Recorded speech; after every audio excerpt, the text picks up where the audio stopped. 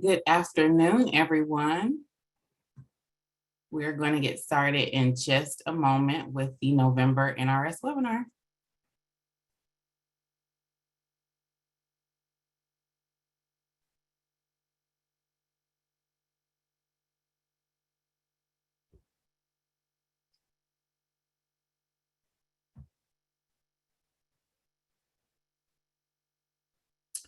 Okay, and welcome everybody.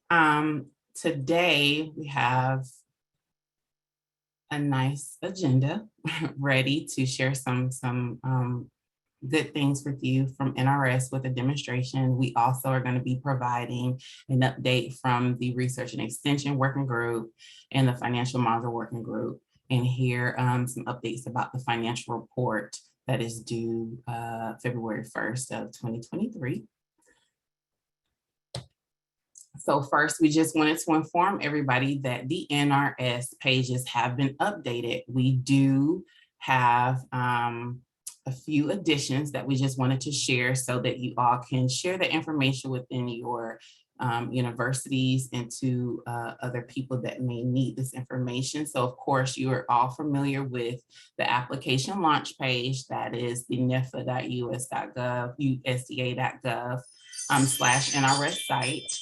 And that's where we're going to launch the application. Of course, you'll be able to see the most recent deadlines, and any system announcements that we need to make will also be posted there, although those have been infrequent, thanks to our wonderful team.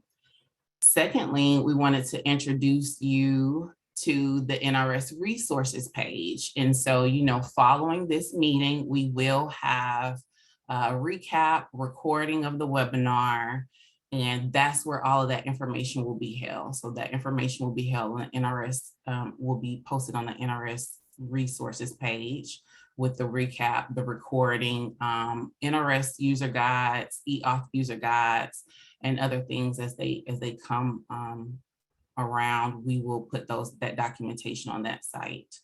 Of course, you all are familiar with our former frequently asked questions site, but we've revamped that a little bit. We've condensed it to more relevant information that you may need to know as of today. We are continuously updating that with questions that we receive in the help desk, as well as during this meeting, to provide you with up-to-date information. So that will be there as well. And then another exciting thing that is coming is the NRS Learning Community. And what that will be is just a few instructional videos, how-to videos on a variety of topics. As we move along and develop the system, we would like you guys to have something to refer back to if you have staffing changes, or if you just want to have a little refresher. So it is in our intention to start that very soon. We have a lot of reports coming up, have annual report, we have the results coming up. So just having quick 5-10 minute videos where you can get how-tos and instruction that will be posted there. So you can bookmark that page. And of course, we will announce when everything is ready to go. So if there are no further questions about that, we are going to go ahead and proceed and give you an update on the Research and Extension Working Group, as well as the Financial Module Working Group. So the Financial Module Working Group last met on last Tuesday. I can't remember the exact date, but it was about last Tuesday. And so basically where we are with that is the financial module on NRS is still being developed. That is still pending, but we still need to, have the report submitted by February 1st.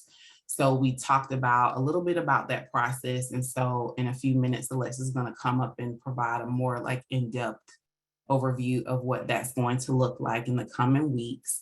And then the Research and Extension Working Group, the next meeting that we will have with that will be December 6th. So if you're part of that working group, you should have received that invitation directly from me. And at that working group meeting, we will be showing a few new fun things like the results, the view results screen.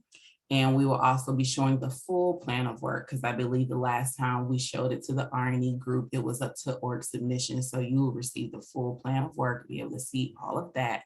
And then if there's time, I believe we're going to be showing start and approval date information if that is ready. So that will be December 6th that we will have that meeting. And these meetings occur as necessary. We try to touch base with everybody. We really appreciate all the participation from those groups. So as things come up, as the financial module, is developed more, we will be ramping up those meetings as well. So if you have any questions about the working groups or want more information about what is being discussed, please don't hesitate to reach out to us via the NRS@usda.gov box. Okay. And if there are no questions, I don't see any, Alexis is going to provide an update about the financial report. Good afternoon, everyone. Thank you for joining today. So the financial report is due February 1st. As Joy mentioned, it's taken us a little longer to finalize the design for the financial module in NRS.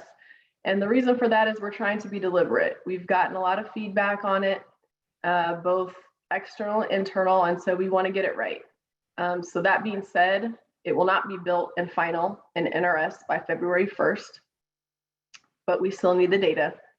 So this will be a manual process, pros and cons, but for the folks who have been familiar with submitting the CSV template and report, this process will be very familiar to you because that template is what we will use in this manual collection. The difference is that if you were familiar with how it was submitted in report, you knew what projects you were reporting on because it was in the system. So now, all the capacity projects and now programs should be in NRS and not in report. So what that means is that NIFA needs to provide the LGUs or our partners with the template, which will have the pre-populated information on active projects and programs from NRS so that you can provide the financial data. Again, the format will be what you're used to seeing, what you used in report, and that template captures expenditures and FTEs. So what I'll pause here and say is this is different than the SF425. This is specifically the financial report that was submitted previously in report. I think it used to be called the 419. And we will follow up after this meeting with more detailed information on the process, on the descriptions for the fields in the template. And so we will send that to the listserv. We also got POCs for the regions from our financial module working group, but I'm gonna ask you all for your help as well. If you receive the information and you think that maybe one of your colleagues did not, please forward it to them if you think they should be aware. Particularly thinking about extension. There are technical details that we still need to work out, which is why we will follow up with this from this webinar with written guidance and more detailed information. One of those details is, are we going to have you report on 1890's extension and Smith-Lever? I think from a data point perspective and for an entire, we want to know how NIFA funding is impacting agriculture throughout the US and beyond, it's important. But we need to figure out from a technical perspective if we can do that. So if we can do it, for extension, this will be new. We understand that, which is why we will get you additional information out. We're working with the systems team to figure out exactly how it's going to work because what will not be available is the front entryway into the report portal to do the upload, which is what the research people will know as that CSV upload. That's been shut off in report for capacity. For competitive, it's still live. That will stay the same process. For capacity, it has changed because of the move of projects over to NRS. So I'm gonna stop there for a minute and I'm gonna check the chat We have So some let's questions. see. Yeah. So I think I answered that one live. Jessica is asking, do we include non-capacity in the overall financial report? So again, competitive will follow the same process and report like you've always done. Diane's asking about programs. Is extension being rolled into the report? Working through that technical factor with the systems team. So we'll definitely clarify that with the follow-up written guidance and instructions and information. We're not sure. Let's see. Can I provide an example? Yeah, give me 1 second and I'll share my screen real quick. Timeline, yes. I don't have an exact date of when we'll provide the template, but with it being due February, we're going to try to get it out to you all as soon as possible because we know that you need time and there's holidays coming up and all of those factors. Let's see. Hope to get the guidance out in the next week or two is my hope. Let's see, capacity and competitive grants included. Yeah, so let me, extension is going to be included. Let me show this template really quick. If I can share my screen, Joy, I think I should be able to, right? Let's see. I'm going to switch out with you so I can share this.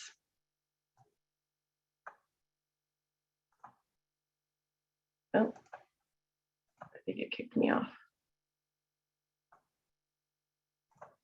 Can you all see my screen? Yes, we can. Okay, so this is just fake data, but this is an example of the CSV template if you're not familiar with it. So this is the project number, and this is the accession number.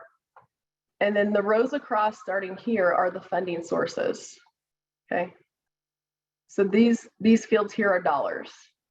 We will provide you with definitions for these fields. We're gonna tell you what they mean and what that looks like. You all are familiar with project numbers and accession numbers. So if technically extension can be included, it will be in this list just like it would be for the research project numbers. The FTEs are over here. And again, we will provide you definitions with what these columns are supposed to be capturing. And then the number is just put here. This is what the template looks like. So I'll stop sharing, but I wanted to just give you a quick example of what that looked like.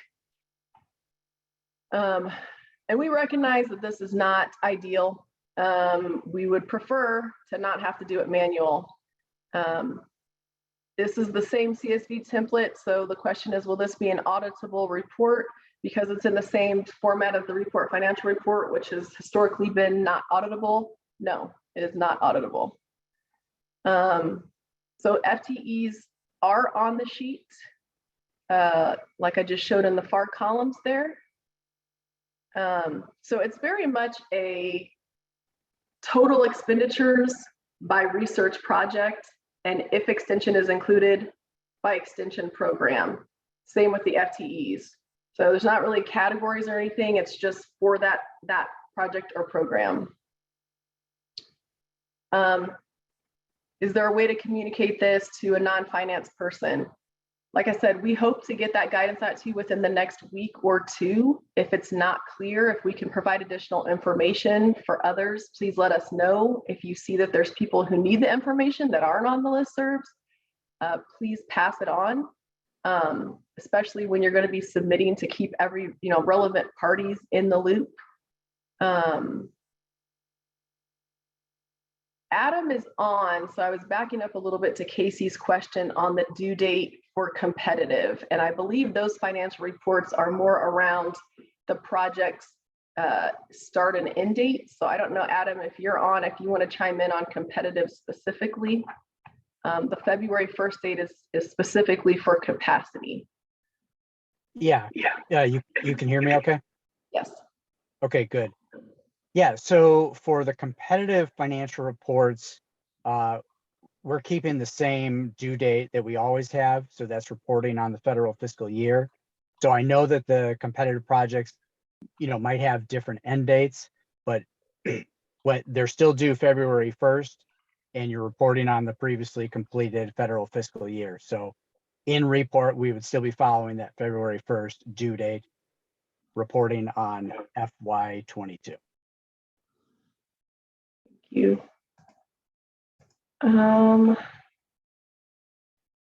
But I saw another. I'll try to keep answering these questions as we move on through the presentation. But we will get you all additional information. Oh, I know what I forgot to mention. And we will have some office hours available where totally optional, but if you're confused or concerned and you need questions answered, you can jump on and we'll be available to answer questions. And we'll also talk about this at the December webinar as well. So I will pass it to you, Joy, but I'll keep answering questions in the Q&A. Okay, thank you so much. Next up, we are going to have demo done by Jen, the lovely Jen. Give us the best demos about removing the projects and programs that we just sent out information about through NRS communications. And then we're going to be showing the percentage change in the change log, and also some things with the export feature. So Jen. Thank you, Joy. Good afternoon. Good afternoon. I hope everyone had a great week and we're all ready for the long weekend ahead of us. Let's go ahead and get started. Let me go ahead and just share my screen. If I can. Oh, here we go. Share screen. Okay.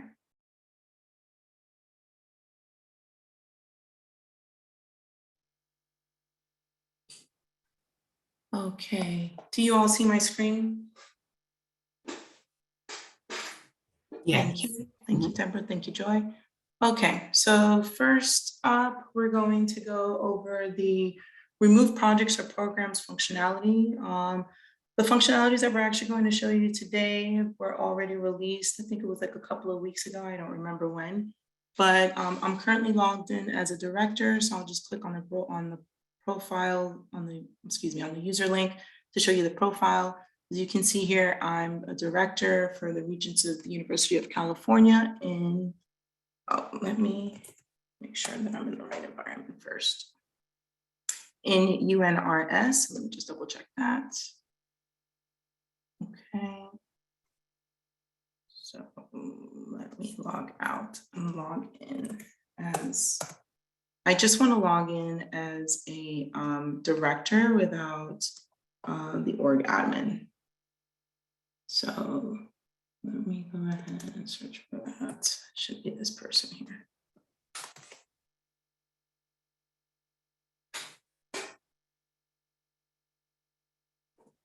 All right, fantastic. Okay, so I'm currently logged in as Software Test 80, Director for Regents of the University of California. So in order to remove a project or a program, we would actually need to go to the Projects and Programs tile. So we are here. Give it a second for it to load. Now, to remove a project or a program has to be in either draft, org review, or deferred, okay? And the only users that are able to remove a project are users that are associated to the organization and is either a state contributor or a director, or the user is named as the project director of the project or program, or the user is an org admin. So again, we'll most likely send you all of this information in like a packet or in a FAQs or something like that, right?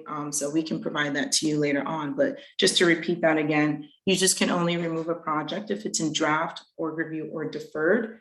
And if the user is associated to that organization and is a state contributor or a director, or the user is named as the PD, or the user is an org admin.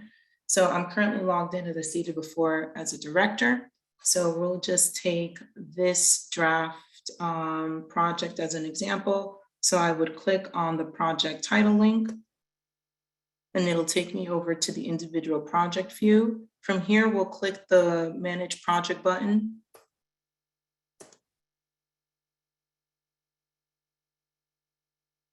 And then you'll get two buttons here, right? Either you can edit a project or remove a project, right? So if you want to remove the project, you click on remove project, a modal will pop up and it will ask you, are you sure? If you say no, you click cancel and it'll bring you back to the project program view. If you click remove project again and click remove, it'll be removed from the queue. So as you can see it's no longer here, right? Are there any questions around remove project and programs?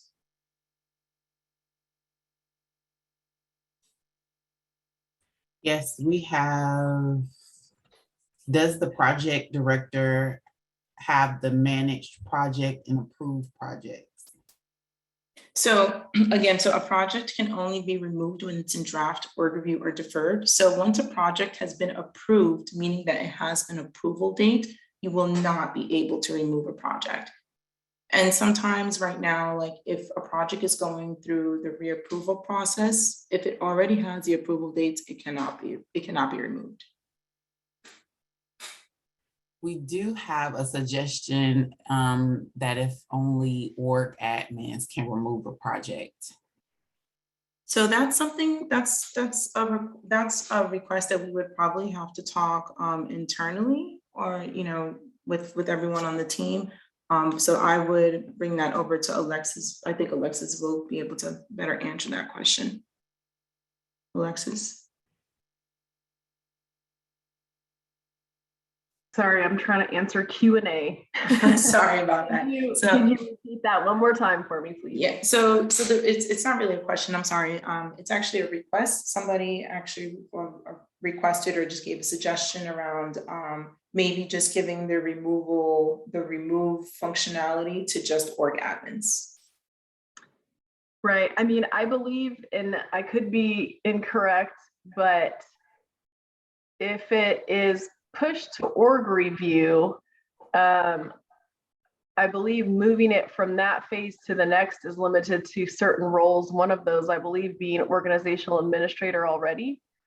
And also, I mean, Jen, correct me if I'm wrong, but I think particularly when the project is in draft, right? It hasn't really gotten real far down the road.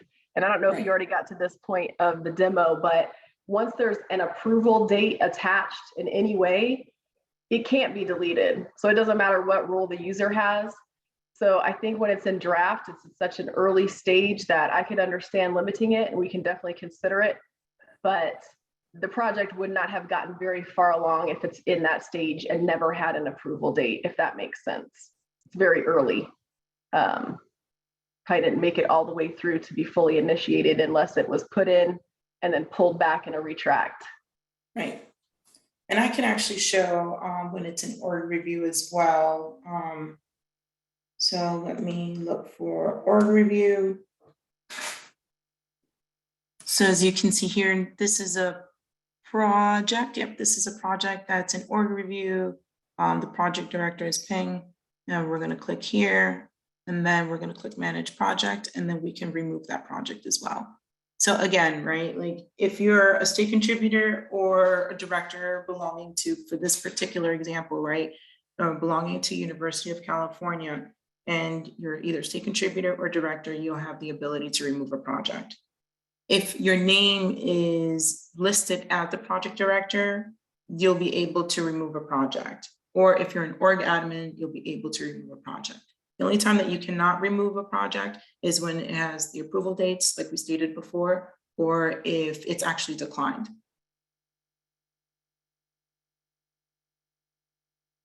Did that help a little bit there?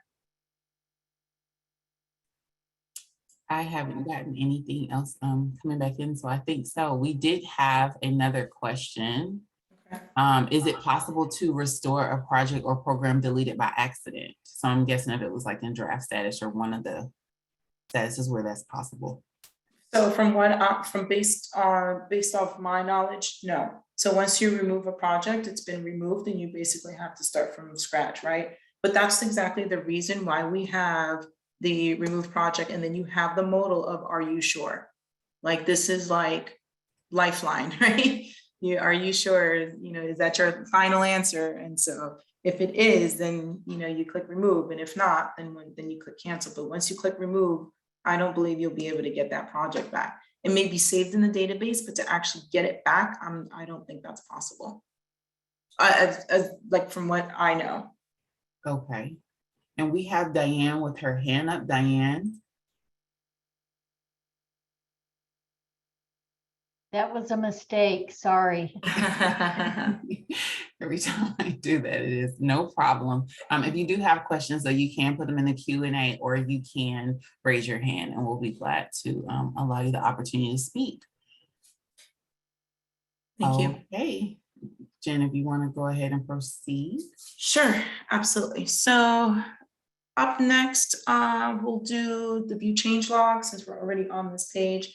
So the reason why we're going to do the change log today is because we've decided to add the percentages. So I'm sure some of you remember when you change the percentage in the classification section of the project.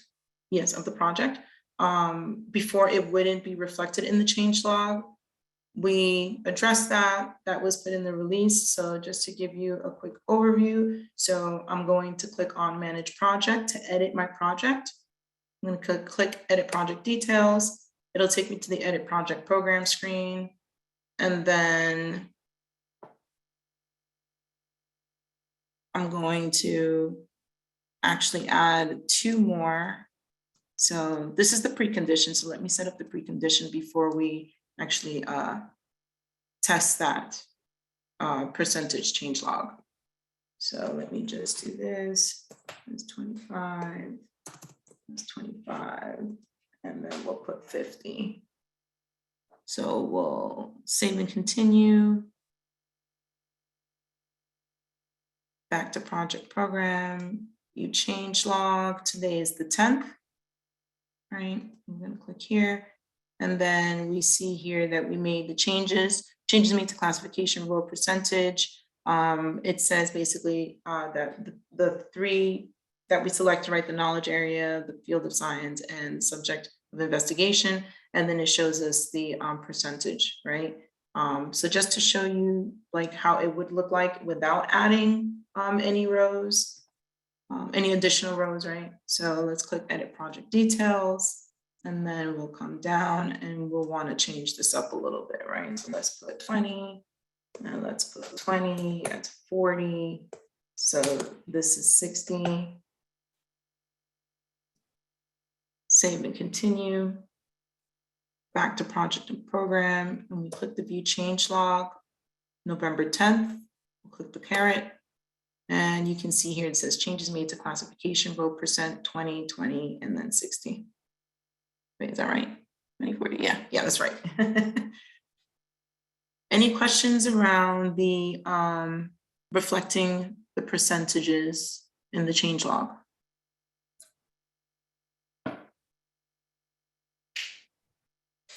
I do not see any.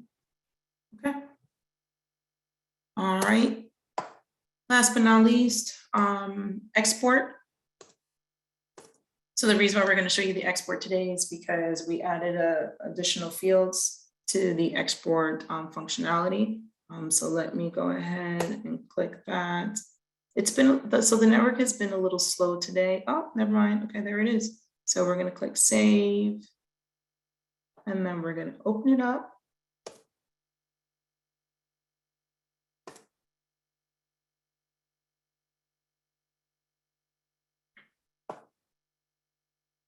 So some of the fields that we added here was the organization project root. So you see organization, and then you see the organization project number prefix. We've also added NIMS, the NIMS project ID. As you can see here, we also added multi-state. It's basically yes or no. It's essentially saying if there is, if it is multi-state or if it's integrated. We also added animal health percentage, human subjects, and vertebrate animal use. Yeah, so those are some of the fields that we added to the export feature. Are there any questions around the additional data fields that we added to this functionality? Okay. So a little disclaimer here, you know, we are aware that some of the organizational project number. Jen, I'm sorry, we're getting reports that even me, I can't see your screen is stuck. It's like, we can see your screen, but it's frozen or something. Oh, okay. There we go. Oh, okay, let me try it again, sorry. So if you can back up, sorry everybody, I was trying to make sure it wasn't just me. If you can back up to the exports, they just repeat that again. Sure. If you don't mind, thank you. Sure, yeah, can everyone see my screen? Yes, we can. Okay, thank you, Joy, thank you, Deborah. Okay, so some of the fields that we added to the export all feature, or the export feature, was the organization project root, which is basically the organizational project number and prefix, the NIMS project ID, which you see here, right? We've also added, just to name a few, right? We've also added the multi-state and integrated. The reason why you see it as yes or no, it just basically states, yes, it's multi-state, or yes or no, there's integrated information in there, right? We added the animal health percentage, human subjects involved, again, the yes or no, vertebrate animal use, and last updated by, and last updated date. We also have the project link here, just to name a few. Are there any questions around the new data fields that we've added to this export all feature? Yeah, Jen, we have a question from Suzanne. NIMS project, oh, I'm sorry. Let me go back. It was actually from Ruby. What are those NIMS project ID? Those are not the multi-state project numbers. So can you offer some clarification around that? So I'll actually allow Aaron to answer this. He may have a little bit more insight than I do. Aaron?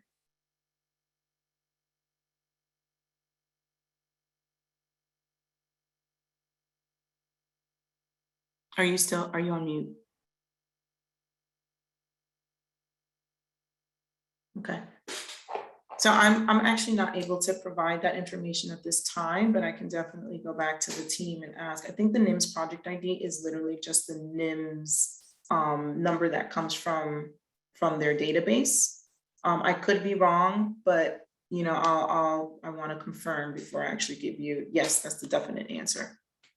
Okay, Okay. I just got a message. Aaron is having some audio issues. So if he's able to join us, we'll have him loop back to that. We have another one that you may not be able to answer. It's similar to it. It could be the same as this NIMS project ID. Is that just the database ID, but not the actual NIMS number?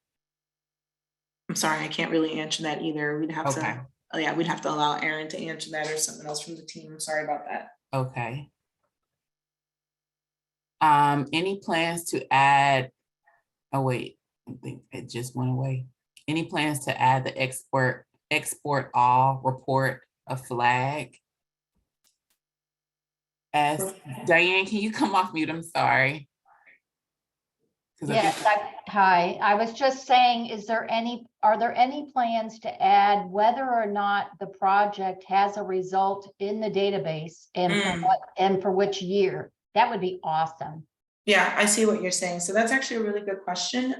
You know, that's something that we can probably look into. That would be a question, I think, for basically all of us, right? For Alexis particularly. But I do know that we are in the process of trying to revamp a couple of things, so we can definitely take that suggestion. But again, I will allow Alexis to answer that. Yeah, so we actually have an enhancement in the works of a comprehensive view of results, which will be super important for you all and us, because if you're entering the results, it would be fantastic if we could easily view those on the NIFA side of the house.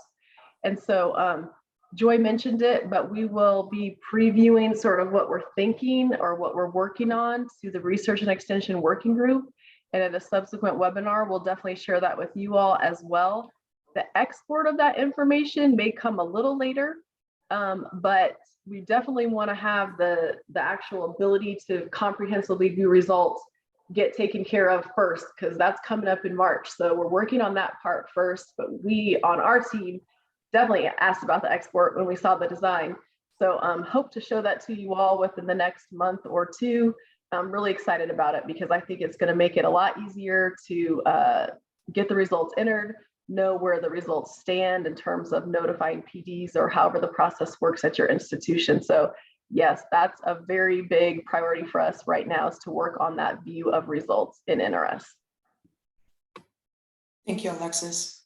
And Joy, if you want to go back to the project ID question, I think Aaron is back on. Hey, Aaron. Yeah. Hi, can you guys hear me now? Yes, you can. Okay, sorry, Zoom's been a little bit difficult today in terms of, and I've had to join a couple times. So to go back to, I think it was Ruby's question, I'm not sure, but the NIMS project number is the one that's designated in the NIMS system. It's usually something like S10 something or other. This is usually the reference point that you can see the project in NIMS. We have a hyperlink from NRS to the NIMS system actually to bridge those things together. It's just one of several pieces of information we could put in the export. So we think that that's a helpful item, but it may not be sufficient on its own. So we'll continue to gather feedback there. Cool. Thank you, Aaron. Thank you. Are there any other questions around the export all feature or feedback, concerns? If I could just add one note here, we are aware of the org project prefix and org project root, which is the two components of the organizational project number. We are aware there's a couple issues with that. We've had a couple along the way. We will correct that, but your org project number is correct in the export, and the display issues that we had previously have been corrected. So that should be working. If you are confused or have questions, certainly feel free to reach out and we will troubleshoot with you. We'll have an update to the spreadsheet once again with our next release. Sounds good. Thank you, Aaron. Is there any other questions, Joy? It does not look like it. Oh, actually, I do have one more. How do we request a project be terminated due to faculty leaving/retiring? I changed the end date for some faculty who have retired. Do I have to specifically ask for these projects to be terminated and then removed? So I guess the question, are these projects approved? It's a good question. Linda, if you want to come off and elaborate on the status of the project you're referring to.